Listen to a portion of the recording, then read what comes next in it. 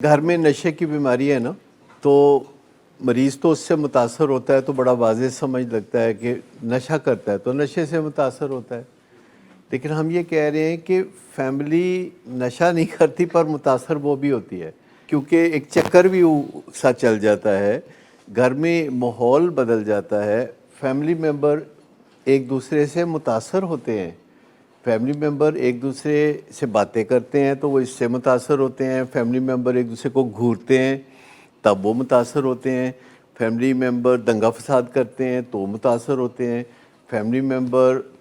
कामयाब होते हैं तो दूसरे लोग खुश होते हैं, फैमिली मेम्बर नाकाम होते हैं तो दूसरे लोग अपसेट होते हैं,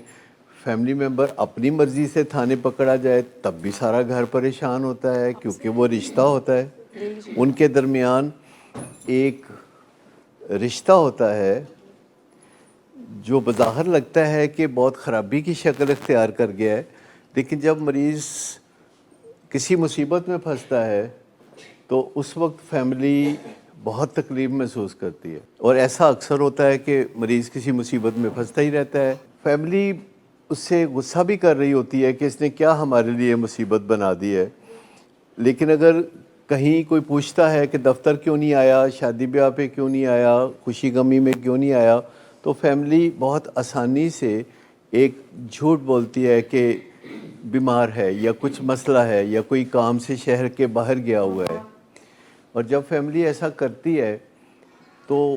उनको अच्छा तो नहीं लगता, जब बहाना करती है, एक्सक्यूज़ बनाती है, इसको मैस्कुएरेडिंग कहते हैं। जब बहाना बनाती है फैमिली, कहानी वाला बहाना बनाती है और फिर उसकी महारत हो जाती है, लेकिन अंदर ही अंदर नदामत होती है। हालांकि ज़्यादा तकलीफ़ इस बात की होनी चाहिए कि हमारा फैमिली मेम्बर बीमार है, पर ज़्यादा तकलीफ़ इस बात की होती है कि किसी को पता लग जाएगा। हालांकि तकलीफ़ तो इस बात की होनी चाहिए कि वो सेहतमंद नहीं है, पर तकलीफ़ इस बात की ज़्यादा होती है कि फ़लाँ को पता चल गया तो क्या होगा। तो नशा किए बगैर ही मुतासर होने के कई तरीके हैं, जैसे मूड ख़राब रहना,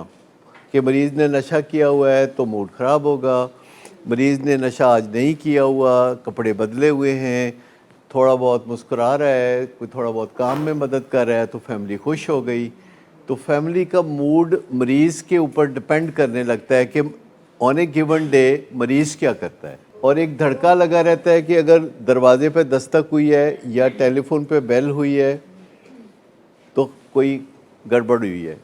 ये एक धड़का लगा रहना, हर वक्त ख़दशा लगा रहना। और बाज़ औक़ात ऐसा कि ये सिचुएशन छुपानी है तो अगर आपने किसी को घर पे मिलना है तो आप बाहर मिलेंगे